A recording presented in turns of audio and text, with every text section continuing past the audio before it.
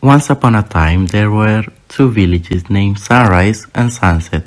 Sunrise was a peaceful village covered with forest where the weather was always clear and sunny, and people were respectful, loving, and helpful to each other. This peaceful village had a leader named Gerald. The peaceful leader Gerald ruled the village with his wife Luna, sons Olive and William, and their precious daughter Sonia. But there was a place that was against this village, the Sunset Village. This village was an untidy, poor place known for the evil of its leader. This village was in chaos and darkness at all hours of the day. The evil leader Harold ruled the village with his wife Elena and their adopted child Elliot. There was a merchant who traded between the two villages, Sunrise and Sunset, food, clothing, and many supplies, etc. from this merchant. The merchant loved the Sunset village very much because there were no rules and the merchant could easily make unfair profits. However, there were certain rules in the village of Sunrise. The merchant couldn't make much money there. That's why he didn't like Sunrise village. One day, the merchant didn't turn up for an important business at the court of Gerald, the leader of Sunrise. After being ordered by the leader, people began to inquire about the condition of the merchant and found out that he would settle in Sunset because he would have earned more. Meanwhile, the court noticed that the priest's daughter Sonia could not be found. Their parents were worried about her close to entrance and exit of the city, thinking that their daughter was still there. In the meantime, beyond the city walls, the merchant met Elliot. The son of the leader Harold would thank him with a large sum of money for helping Sonia escape to let the two lovers reunited. Gerald got very angry and decided he was going to attack the enemy kingdom, Sunset. Wasting no time, Gerald announced to his people that he was going to assemble an army of volunteers. To prepare for the war, he and his assistant sent a letter to the merchant with the missing materialist. The merchant who received the letter set out for the Sunrise village. The merchant met Sonia and Elliot on the way. The merchant couldn't stand it any longer and asked excitedly, "Do you know that King Gerald is preparing for the battle in the Sunset Village?" Confused and teary-eyed, the couple panicked. Since the merchant had to catch up with the Sunrise Village and deal with the supplies, he hurried off. When he reached the Sunrise Village, King Gerald saw him in front of him. King Gerald angrily asked why he was late. The merchant was torn between two choices: tell the truth or should he lie? After conflicting with himself, the merchant decided to tell the truth. He said that he met Sonia and Elliot on the way to the village. When King Gerald heard this, he was very angry and shouted at the merchant. When the king's anger subsided, he ordered his army to prepare to the battle, and he himself began to prepare. The two kings sent a treaty that women and children would not be harmed in the war. They were about to start the war when Sonia and Elliot came back to convince their father.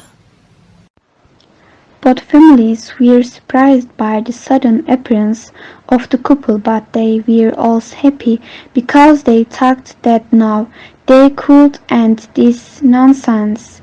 But Sonia and Elliot seemed really determined about their decision, and they had no intention of changing their minds.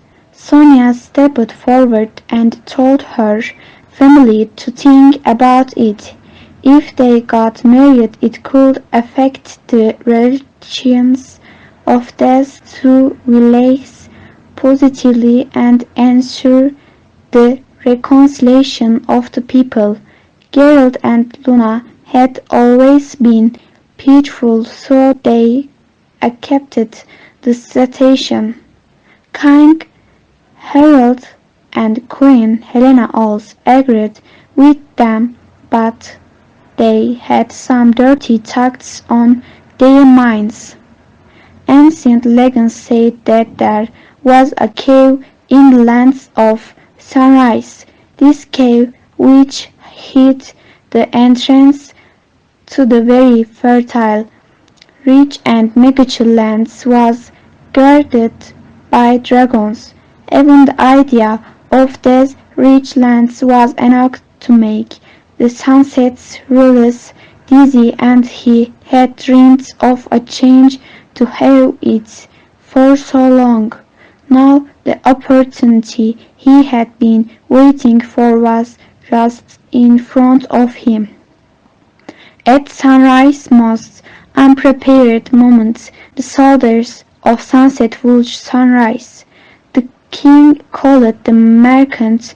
He told him about this land and promised him a big reward. Finally, the merchant accepted the offer. All he had to do was not provide any food or weapons to Sunrise and stop trading with them. In that way, they would weaken Sunrise even more. Meanwhile, Elliot was quite suspicious of the fact that his family hadn't resisted at all and had accepted what he and Sonia had said.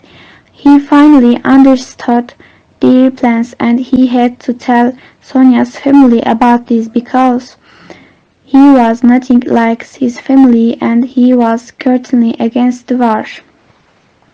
King Gerald and Queen Luna got really anxious and started to prepare for an unexpected war.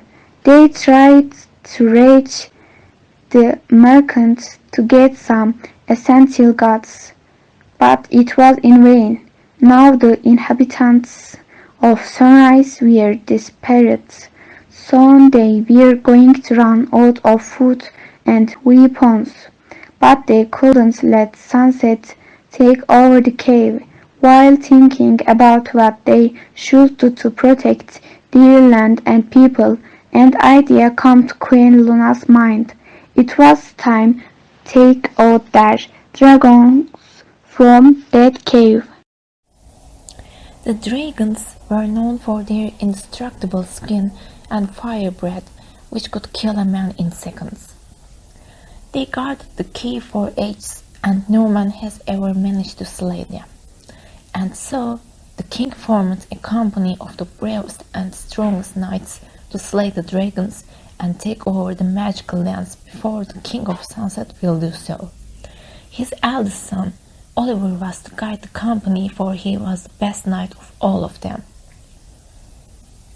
Their journey lasted 3 days, and finally they saw the majestic golden dragons at the entry to the cave. But there was something odd about them. They didn't seem so dangerous. Prince Oliver decided to do a recognition and went to speak with the dragons. As it turned out, they were rather friendly and nobody tried to kill them. Prince Oliver asked the dragons if the people of Sunrise could see the magical land behind the cave, but the dragons said that it was impossible. Only if the kingdom of Sunrise and Sunset unite and be ruled with peace will they be able to see what's behind the cave, they answered. Prince Oliver knew exactly what that meant. Sonia and Elliot must be crowned for the queen and king. He thanked the dragons and promised to prevent anyone from trying to kill them, since they do no harm to the society. The dragons were thankful to the young prince. They gave him a horn with which he could call them when in need. After that, he quickly came back with the company to the castle and gave his little sister the great news. But what they didn't know was that the merchant heard their conversation. He was against the union of the kingdom, because a new union would mean new rules, and new rules would mean his job would be harder. He decided to prevent the marriage of the young lovers. After hearing their conversation, the merchant thought about a plan to prevent the marriage. He had a plan, but he needed someone to help him with his plan. So he went to King Harold because he thought that the king was evil enough to do this. He went to the kingdom and found the king. After talking about daily matters, the merchant told him about his plan. He said that the marriage wasn't good for both of the kingdoms. When the king asked, "What should we do?" the merchant told him about how Elliot and Sonia's love was just puppy love, and if they didn't see each other for a while, they would forget about each other. The king didn't want them to marry too. So he thought about it for a while and shook his head with determined face. The merchant smiled and left the palace. After the merchant left, the king went to his son's room and they had a small conversation about why he wanted to marry Sonia so much. Elliot got mad and tried to leave the palace, but he learned that he could not leave. The king said his decision was not going to change until Elliot convinced his dad he had forgotten Sonia and didn't want to marry her anymore.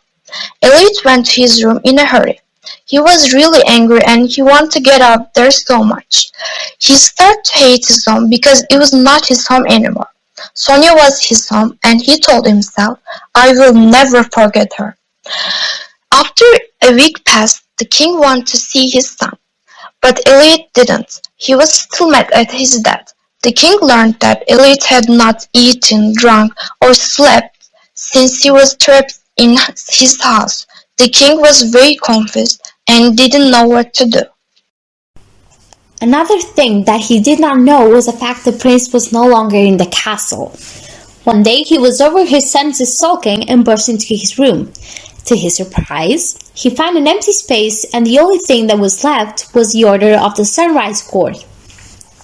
Meanwhile, in the second village the situation was just as bad. To everyone's horror, Oliver and Sonia were nowhere to be found. King Gerald was furious, and at the same time he was apprehensive. He suspected that King Harold had kidnapped his beloved children, and they started to prepare for a battle of life and death. Days passed, and the war was inexorably approaching.